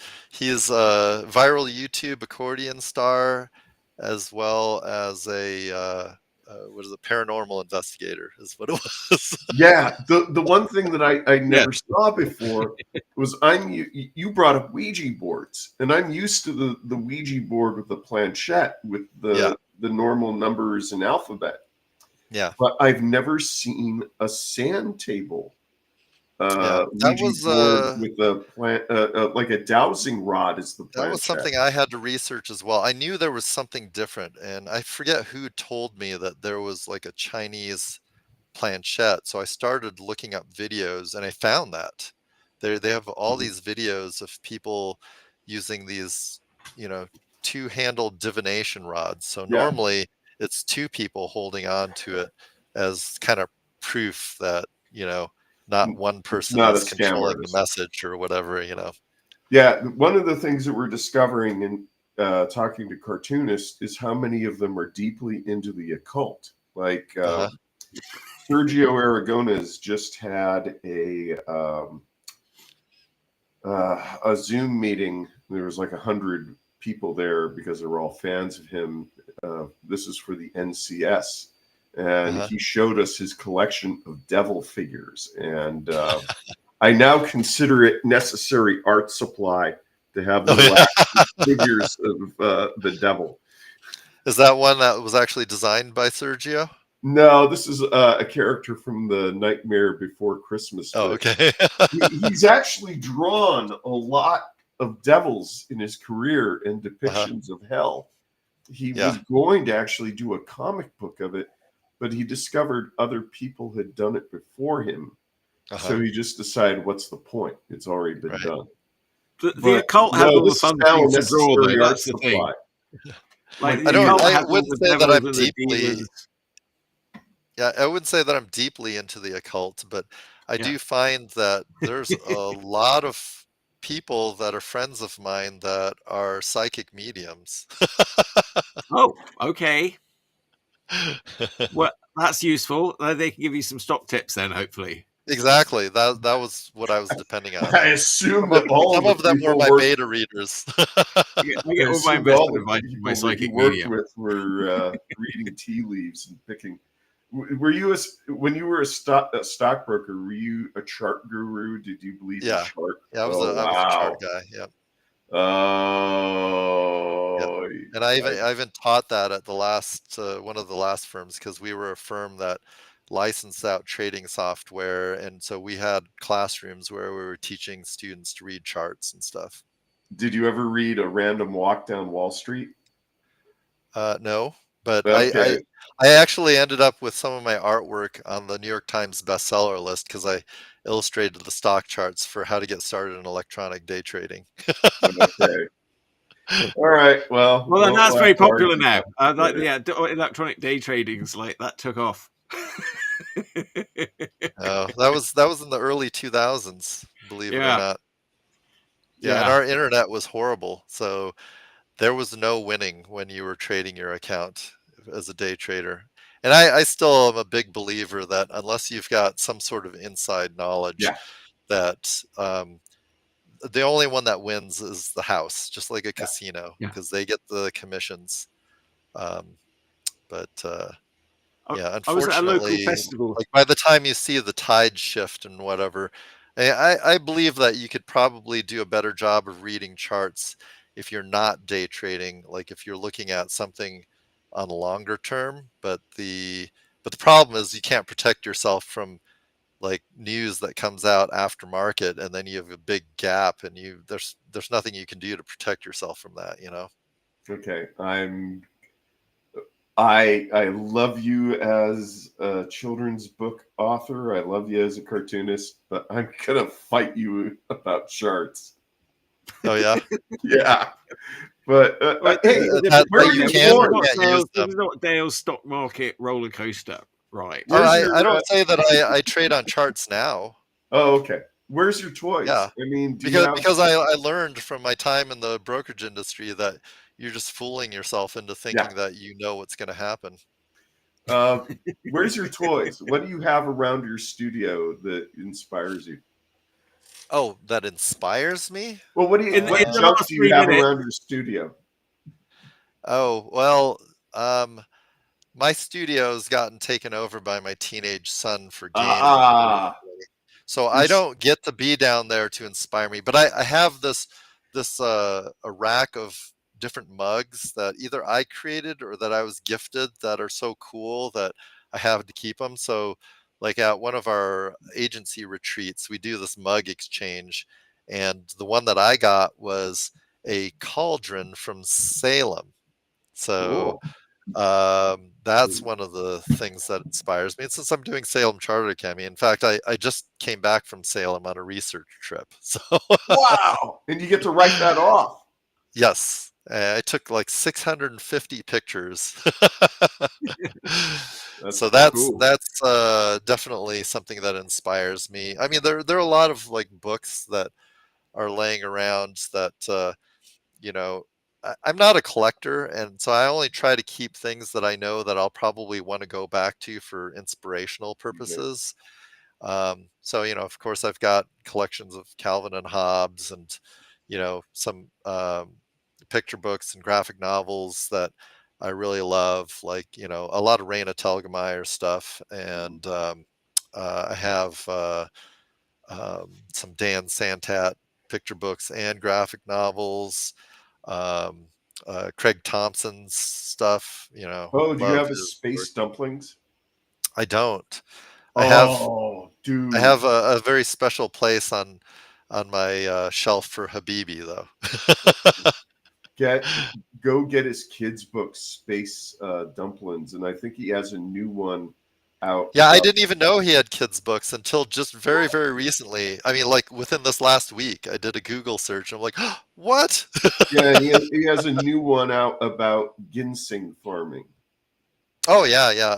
Actually did the Kickstarter for that one so that he would send me those books. So, Okay. You gonna go or out? whatever the crowdfunding was for that. You gonna go to Free Comic Book Day today? I did not have any plans on doing so, no. Which well, I is, didn't I know it know, was free comic book. sacrilege, but normally I would actually be at a table at a comic book store for Free Comics Books Day, but I'm just like up to my neck in work and different things. So, Okay. Yeah, it sounds like you're very busy. Well done. Yeah, that you've worked really hard and been very busy. Seems like the last few right, years. yeah, it works my whole life so that when I'm old, I can work even harder. Yeah. All right. Well, it's been amazing talking to you, Stan. I'm really glad we had this chance to get to know you a little better and have a good little Well, chat and see your work. And thanks for having me. look forward to the many misfortunes of Eugenia Wang Yeah. coming out If soon. anyone is curious about finding out more about that book, go to Oh yeah, eugeniawangcomic.com. let's post that in the chat there so that I'm not Yeah, doing I it. don't then we know if can. it's letting me contribute to the chat. I can Oh, it's contribute not. to the private chat. Yeah. Contribute in the private chat, and then I can cut and paste it. Yeah. Okay. No, Yeah, I'm text sorry, that when I Stan. get You're it. dead. You're dead to me because you believe in chart, or you used to believe in charts, and you use Procreate. You are you hold grudges forever. Oh yeah, He does. yeah. There was no redemption in your there's an circle. ex-guest of ours who I hold a serious grudge against. But no, I had a great time exploring your work and looking at your videos. I'm glad that you guys are old farts like me, so that we could like dig way back deep into history and talk about that. You know. Well, we didn't really talk about your influences and things like that. I guess that would be another show, or we didn't get too far into that. We touched on it. You know, we talked about Bill Watterson and. Yeah. All right. Well, we did talk about that. and the things that are on my shelf today. All right, well, it's time to say goodbye then, folks. Thanks for tuning in. It's been a good show, and I'm going to play the theme tune now. All right, hang on, stick around, Stan, and we'll say goodbye off the air. But for everybody else, if I can find the theme tune here, coming any minute now. Otherwise, we have to sing it, right? With the hum it or something. Right, bye, everybody.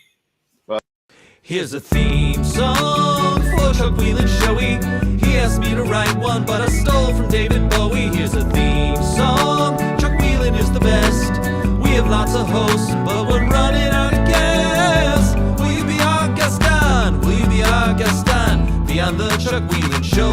Whoa, whoa, whoa, whoa, whoa, whoa, whoa, whoa, whoa, whoa. If you're gonna have a show, you get